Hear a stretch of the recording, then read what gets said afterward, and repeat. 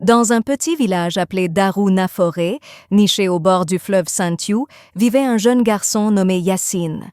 Il avait 13 ans, des yeux brillants d'intelligence et un cœur aussi vaste que le ciel. Sa mère, Mame Diarra, était guérisseuse, connue dans toute la région pour ses plantes et ses prières. Son père, lui, était mort quand Yassine n'avait que 3 ans.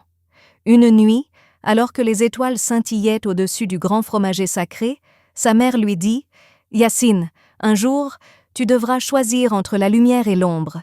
Ce choix décidera de ton destin. » Il ne comprit pas, mais cette phrase resta gravée dans son cœur.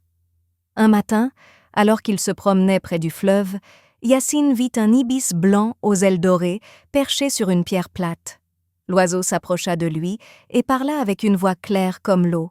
« Yassine, un mal ancien s'éveille dans la forêt de Tamba, seul un cœur pur peut le repousser. » L'enfant trembla. Il était jeune, mais il savait que ce n'était pas un rêve. Il rentra chez lui et sa mère lui dit « C'est le signe, tu dois partir. Prends ce griot-là, amulette, que ton père m'a laissé pour toi, il te protégera. » Yassine marcha durant 40 jours.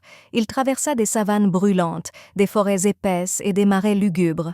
Il fit la rencontre d'un vieil aveugle qui lui apprit la patience, d'une jeune fille muette qui guérissait par le regard, d'un esprit du vent, farceur mais fidèle. Chaque épreuve renforçait sa sagesse. Chaque nuit, il rêvait de l'ibis blanc qui l'appelait de plus en plus fort. Dans les profondeurs de la forêt, il rencontra enfin le cœur de l'ombre, un esprit ancien nommé Ngor Ndao, fait de fumée et de larmes d'enfant. Ngor Ndao se nourrit de colère, de jalousie et de peur. « Pourquoi es-tu venu, petit garçon ?» rugit l'esprit. « Je suis venu pour ramener la lumière là où tu l'as volée, » répondit Yassine. Il prit alors son griot-là, prononça les mots que sa mère lui avait appris, et un lumière dorée jaillit de sa poitrine. L'ombre hurla, puis se dissipa. Mais la lumière brûla aussi Yassine de l'intérieur. Il tomba au sol, évanoui. Quand Yassine ouvrit les yeux, il était entouré d'anciens, ses ancêtres. Son père, vêtu de blanc, posa une main sur son épaule. « Tu as choisi la lumière, mon fils. Tu as tenu ta promesse. Tu vivras. » Il se réveilla dans les bras de sa mère, au pied du fromager. Il était rentré, mais quelque chose avait changé.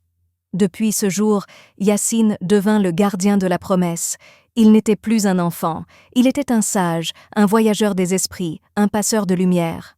Chaque nuit, il allait s'asseoir au bord du fleuve, et l'ibis blanc venait se poser près de lui, silencieux. Il n'avait plus peur de l'ombre. Il avait compris que le vrai courage, ce n'est pas d'être fort, c'est de tenir ses promesses, même dans la nuit.